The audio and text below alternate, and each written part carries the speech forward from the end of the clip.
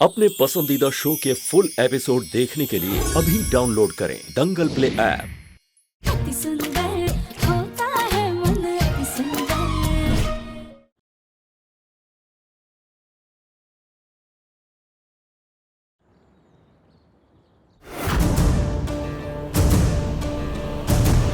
राधिका, ये क्या कर रही हो? तुम जानती हो ये एक लड्डू में कितनी कैलोरीज होती हैं? 250 कैलोरीज। ये एक लड्डू खा के तुमने जितनी कैलोरीज जलाई है तुम सब बर्बाद कर दोगी। जी वो रखो इसे। बहुत भूख लग रही थी। ठीक है, तुम्हें जो करना है वो करो। नहीं नहीं दिव्यम जी, हम रख देते हैं। वो तो हम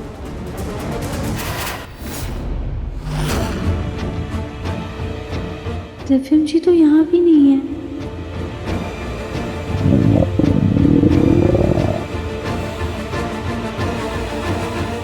नहीं नहीं, हम दिव्यम जी को निराश नहीं करेंगे।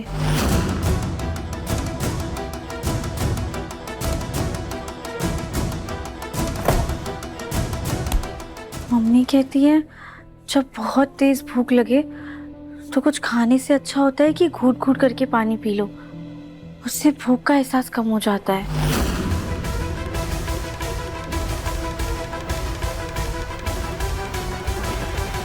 अब तो इसे और भूख लगेगी।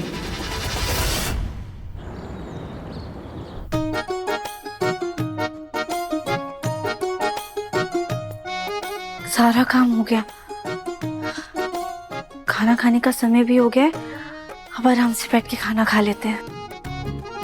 अच्छा, अभी आज दोपहर के खाने में तुम्हें एक रोटी मूंग दाल के साथ मिक्स करके खानी है और सैलेड भी, ठीक है? रोटी और दाल तो बनी है, उसे मिला देते हैं।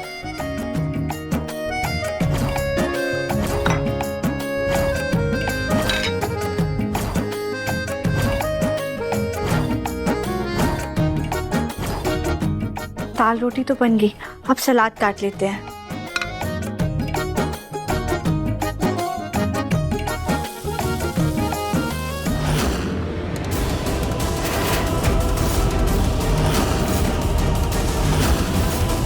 ये देसी घी करेगा अपना कमाल। लो, जलाओ अब कैलोरीज।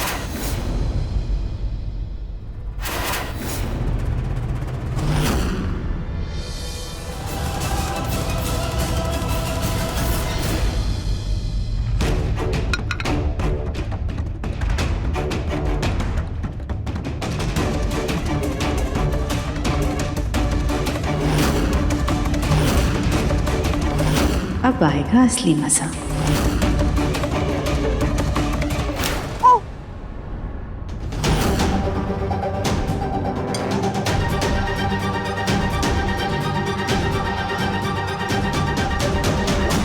दादी जी, आप तो ठीक है ना? मैं तो ठीक हूँ, लेकिन चश्मे के फ्रेम से ये लेंस निकल गया है। मुझे पाठ के लिए जाना है, अब इसे रिपेयर कौन करवाएगा? माँ, राधिका ठीक करवा देगी। क्यों राधिका, इतना सा काम तो तुम करवा ही दोगी ना? जब तुम अपने पापा की तकलीफ देख करके उनके लिए कार जीत सकती हो, और आज जब दुलारी को चोट लग गई तो उसके हिस्से का सारा काम कर सकती हो, तो माँ के लिए इतना सा काम तो कर ही सकती हो ना? दादी जी पहले से ही नाराज है, शायद इसी बहाने उनकी नाराजगी दूर हो जाए। जी माँ जी। दादी जी, हम ये चश्मा बनवा के ले आएंगे। पर 5 बजे तक घर लौट आना, मुझे पाठ के लिए जाना है। हो पाएगा? जी दादी जी, हम 5 बजे से पहले ही आ जाएंगे।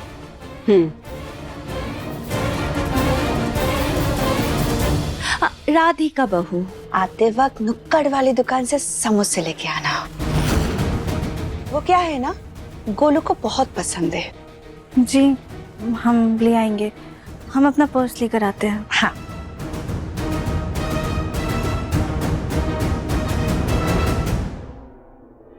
हेलो ड्राइवर साहब, हाँ आपको एक काम करना है।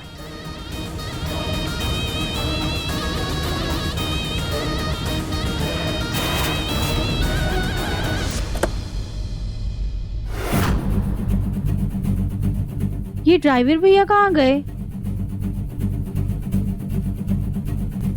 मैडम वो मैं चाय पीने चला गया था। कोई बात नहीं भैया, हमें मार्केट जाना है, थोड़ा जल्दी चलिए।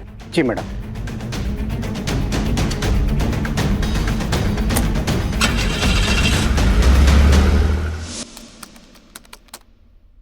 हाँ चलो अब ये काम खत्म हुआ, राधिका की खबर पूछ लेता हूँ, देखता हूँ उसका डाइट कैसा चल रहा है।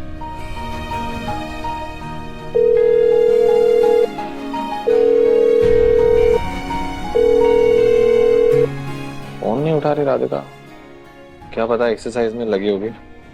एक काम करता हूँ, घर पे कॉल करके पूछता हूँ।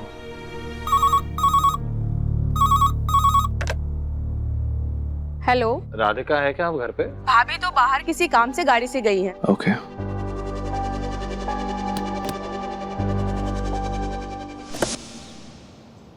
चलो, दादी जी का चश्मा तो ठीक हो गया। भैया चलिए जल्दी से घर ले चलिए। एक छोटा सा रास्ता जाता है यहाँ से, शॉर्टकट, आप कहे तो वहाँ से ले लो। जी भैया अब चलेगा, बस जल्दी घर पहुँचा दीजिए। जी मैडम।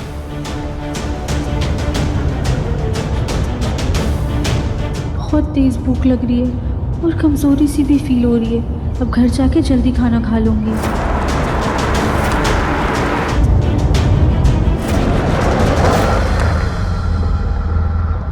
क्या हुआ भैया, गाड़ी क्यों रोक दी? गाड़ी रोकी नहीं मैडम, बंद पड़ गई है।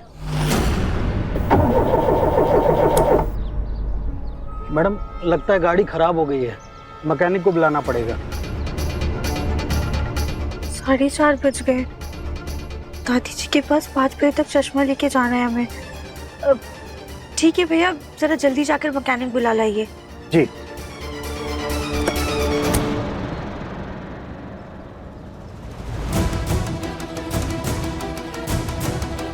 हेलो मैडम, जैसा आपने कहा था वैसा ही किया। बहुत बढ़िया। जब तक राधिका वापस नहीं आ जाती तुम वहाँ से हिलना मत। जी मैडम। एक काम करते हैं, दादी जी को कॉल कर लेते हैं।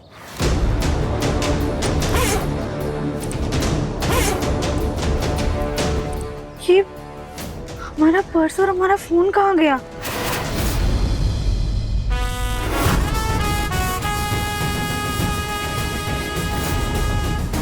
ये ड्राइवर भैया कहाँ गए?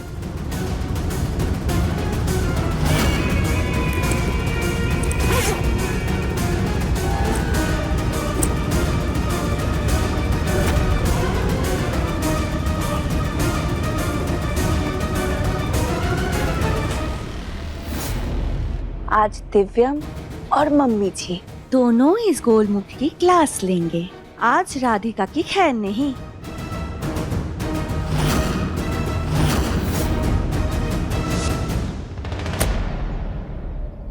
ये भैया कहाँ रह गए? अभी तक आए नहीं, देर हो रही है हमें। एक काम करते हैं, हम पैदल ही निकल जाते हैं, आगे से ऑटो ले लेंगे। अभी दादी जी को चश्मा पहुंचाना बहुत जरूरी है।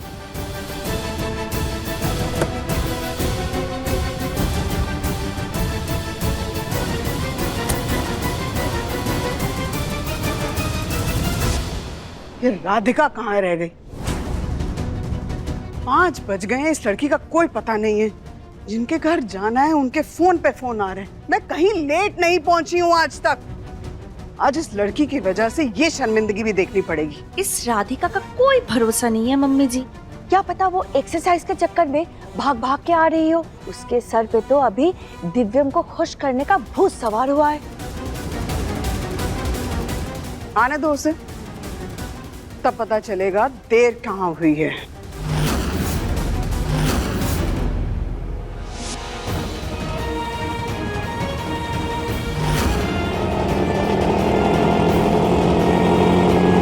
ऑटो भैया,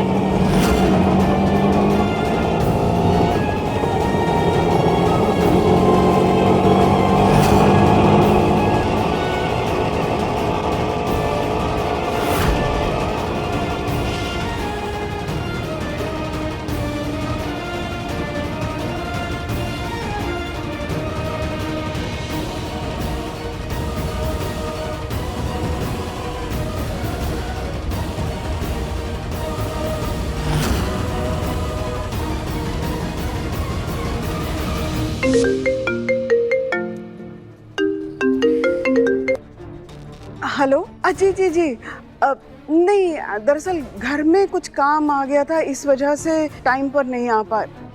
हाँ, सब ठीक है, बस तहे दिल से माफी मांगती हूँ। जितना जल्दी होगा पहुंच जाऊंगी।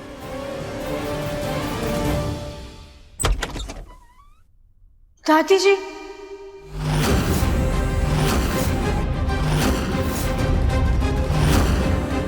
राधिका, ये आपका चश्मा। इतनी देर कहाँ लग गई? दादी जी, वो गाड़ी खराब हो गई थी, इसलिए हमें यहाँ पर दौड़ते दौड़ते आना पड़ा। झूठ बोलते हुए तुम्हें शर्म नहीं आती है राधिका?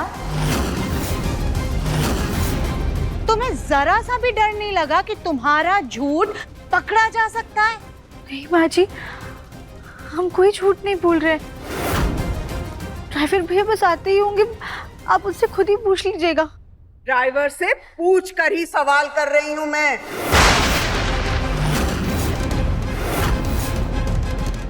मोहन! जी मालकिन। भैया आप कब आए? मैडम जी, हम तो 10 मिनट पहले ही आ गए थे। छोटी सी खराबी थी, 5 मिनट में ठीक हो गए। जब हम वहाँ पे पहुँचे तो आप वहाँ दिखी नहीं मुझे।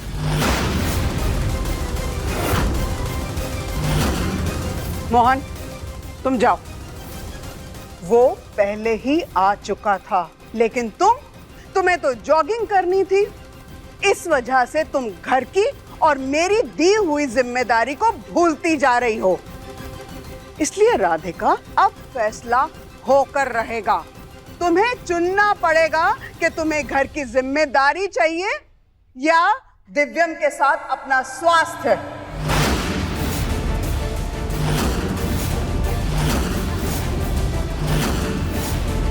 तो बताओ राधिका, क्या फैसला है तुम्हारा?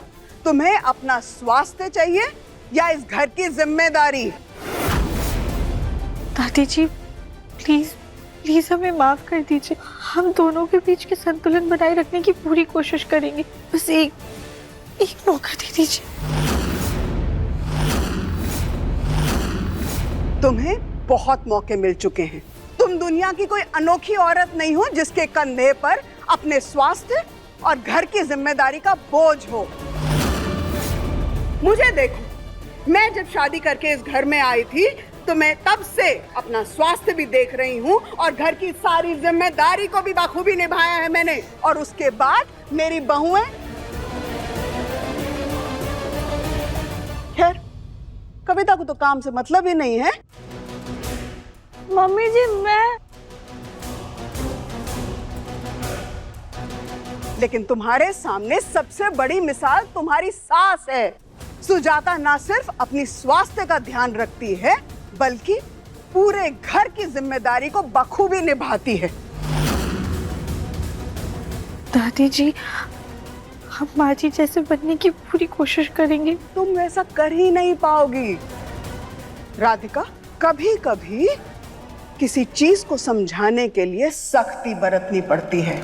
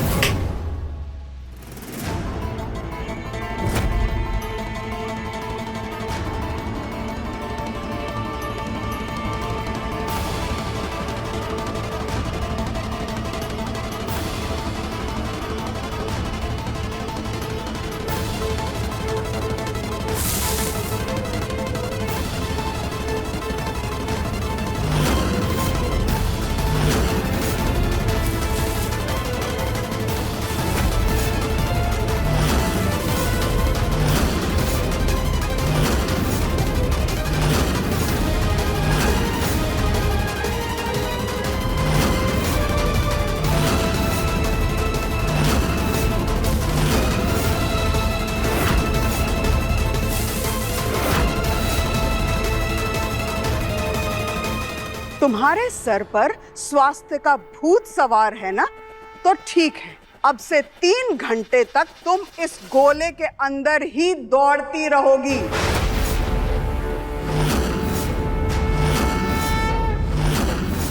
दादी जी, प्लीज हमें माफ कर दीजिए। किसी चीज की अति कितनी घातक हो सकती है, इस चीज को तुम्हें समझाना बहुत जरूरी है। चलो शुरू हो जाओ, शुरू हो जाओ।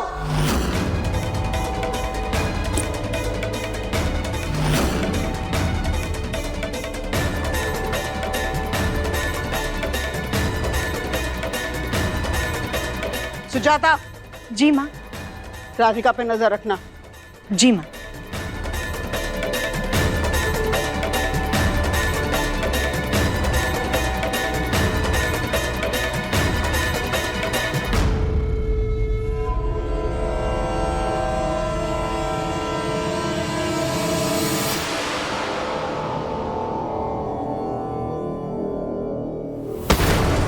राधिका, सुजाता, राधिका, राधिका। क्या हुआ राधिका को? पता नहीं माँ, अभी तो बस 2 मिनट दौड़ी है और बेहोश होके गिर गई। पता नहीं। कम से कम इसे अकल तो आएगी कि स्वास्थ्य के पीछे ज्यादा भागना कितना हानिकारक होता है। तुम दोनों इसे उठाओ और कमरे में लेकर जाओ। माँ हम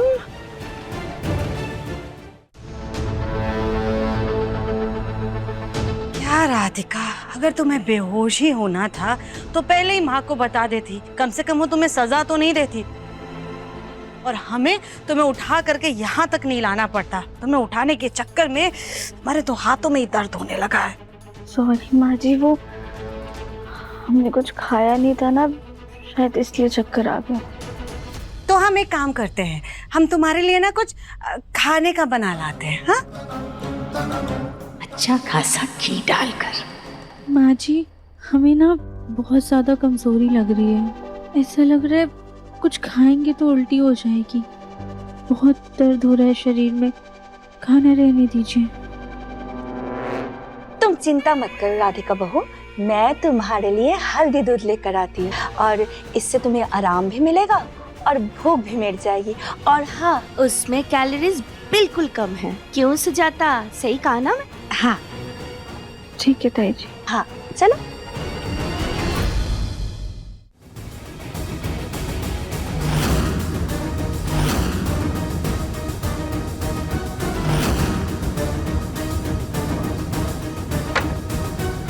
थैंक यू ताई जी, अब हमें आराम लग रहा है थोड़ा। अब तो हम घर के 2-3 काम भी कर सकते हैं और दिव्यम जी ने जो एक्सरसाइज बताई है वो भी कर लेंगे। हाँ हाँ बिल्कुल।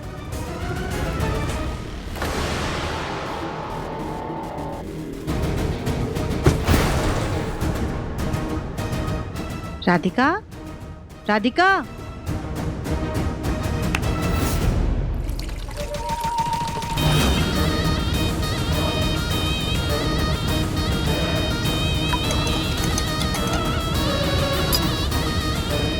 अब ये नींद की गोली का कमाल देखना। अब जितनी एक्सरसाइज, जितनी डाइट करनी है कर लो सब अपने सपनों में, क्योंकि अब तुम्हारी आंखें तो कल दोपहर के बाद ही खुलने वाली है। और तब तक हम इस बेहतरीन मौके का भरपूर फायदा उठा लेते हैं।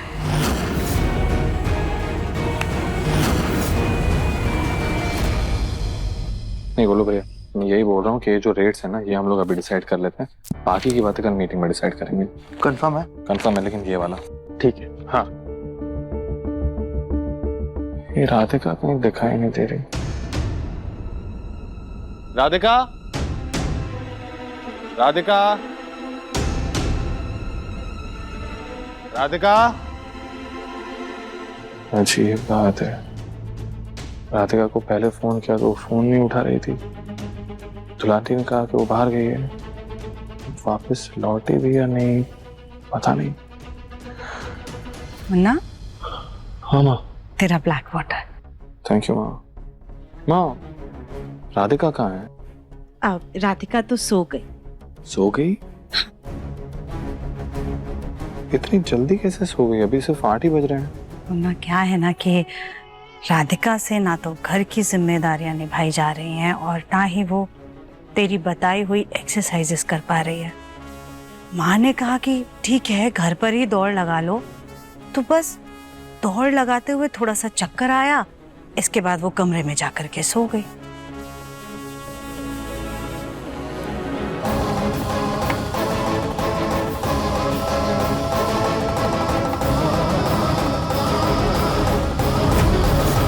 राधिका, राधिका,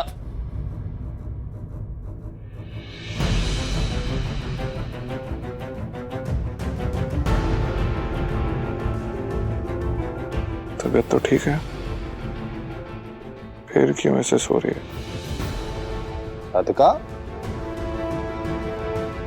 सो तो ऐसे रही जैसे एक्सरसाइज करके नहीं पत्थर तोड़ के सो रही है। ये होश ही नहीं है। और ऐसा भी नहीं कि कोई ऐसी मुश्किल एक्सरसाइज दे दी थी मैंने, पता नहीं इसने एक्सरसाइज की भी है या नहीं।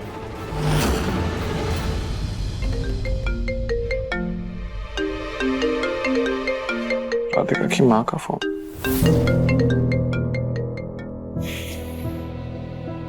नमस्ते माँ। नमस्ते बेटा, हमें राधिका से बात करनी है। क्या है, कब से उसके फोन पर फोन लगा रहे हैं, लेकिन वो फोन ही नहीं उठा रही है। उससे बात करवा देंगे। आप घर पे पहुंच गए ना? घर तो पहुंच गया हूँ माँ, लेकिन इस वक्त आपकी राधिका से बात हो नहीं पाएगी। क्यों, क्या हुआ बेटा?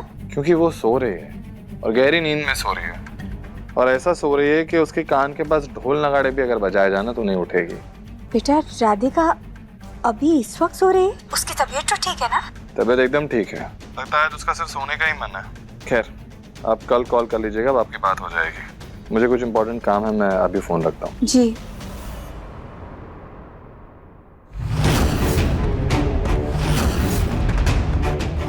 राधिका का वजन घटाने में कोई इंटरेस्ट ही नहीं है, सिर्फ मैं ही हूँ जो अपना कीमती समय और दिमाग इसके पीछे वेस्ट कर रहा है।